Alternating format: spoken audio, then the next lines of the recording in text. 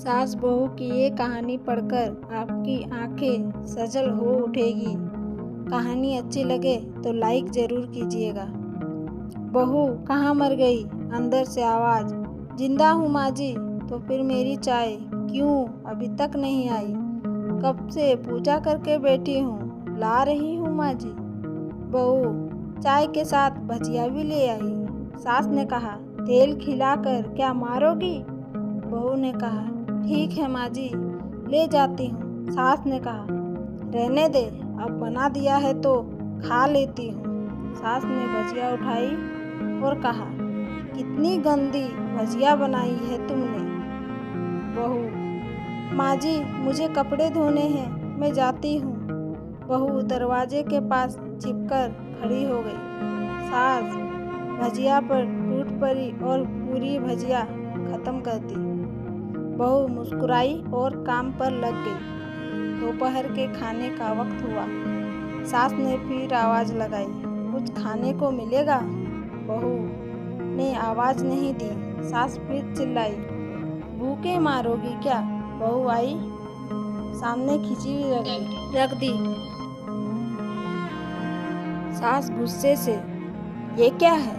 मुझे इसे नहीं खाना, इसे ले जाओ। बहू ने कहा, आपको डॉक्टर ने दिन में खिचड़ी खाने को कहा है, खाना तो पड़ेगा ही। सास मुंह बनाते हुए, हाँ तू मेरी माँ बन जा। बहू फिर मुस्कुराई और चली गई। आज इनके घर पूजा थी। बहू सुबह 4 बजे से उठ गई। पहले स्नान किया, फिर फूल लाई, माना बनाई, रसोई साफ की, पकवान और भोज बना। सुबह के 10 बज गए। अब सास भी उठ चुकी थी। बहू अब पंडित जी के साथ भगवान के वस्त्र तैयार कर रही थी। आज ऑफिस की छुट्टी थी। उनके पति भी घर पर थे। पूजा शुरू हुई। सास चिल्लाती, बहू ये नहीं है, वो नहीं है। बहू दौड़ी दौड़ी आती और सब करती। अब दोपहर के 3 बज गए थे। आरती की तैयारी चल रही थी। पंडित जी ने सबको आरती के लिए बुलाया और सबके हाथों में थाली दी। जैसे ही बहू ने थाली पकड़ी, थाली हाथों से गिर पड़ी। शायद भोज बनाते हुए बहू के हाथों में तेल लगा था, जिसे वो पोंछना भूल गई थी। सारे लोग तरह तरह की बातें करने लगे। कैसी बहू है, कुछ नहीं आता, एक काम भी ठीक से नहीं कर सकती, ना जाने कैसी बहू उठा लाए, एक आरती की थाली भी संभाल नहीं सकती। उसके पति भी गुस्सा हो गए, पर सास चुप रही, कुछ नहीं कहा, बस यही बोल के छोड़ दिया, सीख रही है, सब सीख जाएगी धीरे धीरे। अब सबको खाना परोस जाने लगा। बहू दौड़ दौड़ के खाना देती, फिर पानी लाती। करीब 70-80 लोग हो गए थे। इधर 2 नौकर और बहू अकेली, फिर भी कहाँ सारा काम बहुत ही अच्छे तरीके से करती। अब उसकी सास और कुछ आस पड़ोस के लोग खाने पर बैठे। बहू ने खाना परोसना शुरू किया। सबको खाना दे दिया गया। जैसे ही पहला निवाला सास ने खाया, तुमने नमक ठीक नहीं डाला क्या? एक काम ठीक से नहीं करती, पता नहीं मेरे बाद कैसे ये घर संभालोगी। आस पड़ोस वाले को तो जानते ही हो ना साहब, वो बस बहाना ढूंढते हैं नुक्स निकालने का। फिर वो सब शुरू हो गए, ऐसा खाना है, ऐसी बहू है, ये वो वगैरह वगैरह। दिन का खाना हो चुका था। अब बहू बर्तन साफ करने नौकरों के साथ लग गई। रात में जगराता का कार्यक्रम रखा गया था। बहू ने भी 1-2 गीत गाने के लिए स्टेज पर चढ़ी। सास जोर से चिल्लाई, मेरी नाक मत कटा देना, गाना नहीं आता तो मत गा, वापस आ जा। बहू मुस्कुराई और गाने लगी। सबने उसके गाने की तारीफ की, पर सास मुंह फुलाते हुए बोली, इससे अच्छा तो मैं गाती थी जवानी में, तुझे तो कुछ भी नहीं आता। बहू मुस्कुराई और चली गई। अब रात का खाना खिलाया जा रहा था। उसके पति के ऑफिस के दोस्त साइड में ही ड्रिंक करने लगे। उसका पति चिल्लाता, थोड़ा बर्फ लाओ, तो सास चिल्लाती, यहाँ दाल नहीं है। फिर चिल्लाता, कोल्ड ड्रिंक नहीं है, पापड़ ले आओ। इधर उधर आखिरी में उसके पति की शराब गिर पड़ी उसके एक दोस्त पर और बोतल टूट गई। पति गुस्से में 2 झापड़ अपनी पत्नी को लगाते हुए कहता है, जाहिल कहीं की, देखकर नहीं कर सकती, तुझे इतना भी काम नहीं आता। सारे लोग देखने लगे। उसकी पत्नी रोते हुए कमरे की तरफ दौड़ी। फिर उसके दोस्तों ने कहा, क्या यार, पूरा मूड खराब कर दिया, यहाँ नहीं बुलाया होता, हम कहीं और पार्टी कर लेते।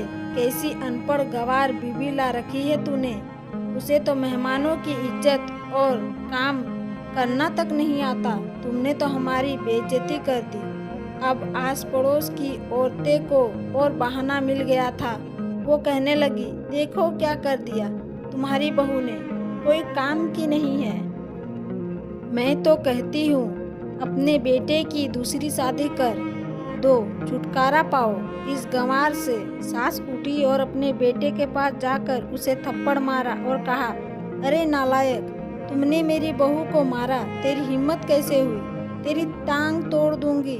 उसके बेटे के दोस्त कुछ कहने ही वाले थे कि उसकी माँ ने घूरते हुए कहा, चुप, बिल्कुल चुप, यहाँ दारू पीने आए हो, जबकि पता है आज पूजा है और तुम्हें पार्टी करनी है। कैसे संस्कार दिए हैं तुम्हारे माता पिता ने, और किसने मेरी बहू को जाहिल बोला।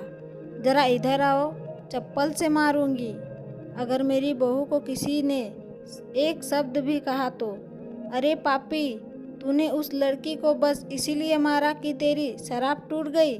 पापी, वो बच्ची सुबह 4 बजे से उठी है और घर का सारा काम कर रही है, ना सुबह से नाश्ता किया ना दिन का खाना खाया, फिर भी हंसते हुए सबकी बातें सुनते हुए ताने सुनते हुए घर के काम में लगी रही। तेरे यार दोस्तों को वो अच्छी नहीं लगी। जूते से मारूंगी तेरे दोस्तों को जो कभी उन्होंने ऐसा कहा। उसके यार दोस्त चुपके से खिसक लिए। अब सास बहू के कमरे में गई और बहू का हाथ पकड़कर बाहर लाई। सबके सामने कहने लगी, किसने कहा था अपनी बहू को घर से निकाल के दूसरी बहू ले आ, जरा सामने आओ। कोई सामने नहीं आया। फिर सास ने कहा, तुम जानते भी हो क्या इस लड़की के बारे में, ये मेरी माँ भी है, बेटी भी है। माँ इसलिए मुझे गलत काम करने पर डांटती है और बेटी इसलिए कभी कभी मेरी दिल की भावनाएं समझ जाती है। मेरे दिन रात सेवा करती है, मेरे 1000 ताने सुनती है, पर एक शब्द भी नहीं कहती, गलत नहीं कहती, ना सामने ना पीठ पीछे। और तुम कहते हो दूसरी बहू ले आऊं। याद है ना छुटकी की दादी अपनी बहू की करतूत। सास ने गुस्से से पड़ोस की महिला को कहा, अभी पिछले हफ्ते ही तुम्हें मियाँ बीवी भूखे छोड़ घूमने चले गए थे। मेरी इसी बहू ने 7 दिनों तक तुम्हारे घर पर खाना पीना, यहाँ तक कि तुम्हारे पैर दबाने जाती थी, और तुम इसे जाहिल बोलती हो। जाहिल हो तुम सब हो जो कोयले को और हीरे में फर्क नहीं जानते। अगर आइंदा मेरी बहू के बारे में किसी ने कुछ एक लफ्ज भी बोला तो मुझसे बुरा कोई नहीं होगा, क्योंकि ये मेरी बहू नहीं मेरी बेटी है। बहू सिसकियाँ लेते हुए फिर कमरे में चली गई। सास ने एक प्लेट उठाई और भोजन परोसा और बहू के कमरे में खुद ले गई। सास को भोजन लाते देखा तो बहू ने कहा, अरे माँ जी, आप क्या कर रही हो, मैं खुद ले लेती। सास ने प्यार से ताना मारते हुए कहा, डर मत, इसमें जहर नहीं है, मार नहीं डालूंगी तुझे। तुझे ये नई सास चाहिए होगी, पर मुझे अभी भी तू ही मेरे घर की बहू चाहिए बस। बहू ने अपनी सास को रोते हुए गले से लगा लिया। सास भी रो दी पहली बार और कहा, चल खाना खा ले। फिर मजाक करते हुए कहा, फिर मेरे पैर दबाने चले आना, और ये ख्याल मन में मत लाना कि सास पैर दबाने बोलती है। किसी दिन मैं इसका गला दबा दूंगी, क्योंकि कभी मैं यही सोचती थी। दोनों खूब हंसने लगे और कुछ रिश्ते बहुत मीठे होते हैं, बस बातें कड़वी होती है। सास बहू का प्यार ये कहानी दर्शाती है। अगर आपको ये कहानी पसंद आए तो लाइक करें और सब्सक्राइब करना बिल्कुल ना भूलें। मैं ऐसे ही कहानी आपके सामने लाती रहूँगी।